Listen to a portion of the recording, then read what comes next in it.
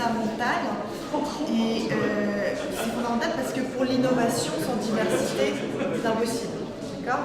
Donc, la première des choses, c'est que dans l'ADN, les trois associés fondateurs, on essaie de l'incarner. C'est-à-dire qu'on ne peut pas pousser à la diversité si nous-mêmes, on n'est pas issus de la diversité. Donc, Nicolas Collin, c'est le breton qui vient d'un milieu, ses parents étaient professeurs d'école.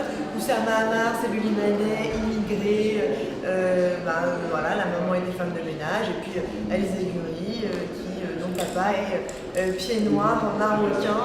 Voilà. Donc en fait, c'est marrant, mais la diversité était là à la base dans l'association des trois cofondateurs de The Family. Ensuite, la diversité, c'est particulièrement important quand on veut accompagner l'innovation en France. Parce que s'il y a bien un pays où le système élitiste est pesant et notamment exacerbé dans un contexte de crise économique, c'est celui-ci.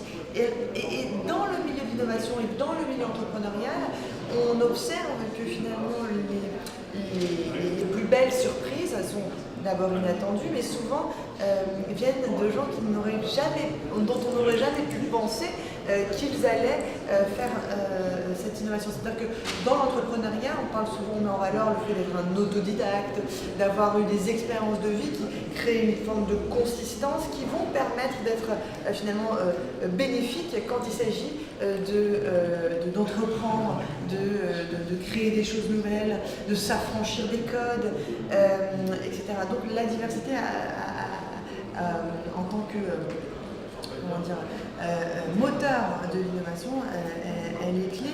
Et enfin, la diversité en termes de à qui on s'adresse et comment est-ce qu'on peut diversifier finalement l'offre culturelle.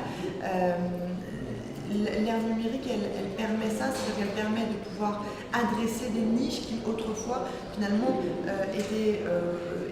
n'avaient pas de place pour pouvoir s'exprimer.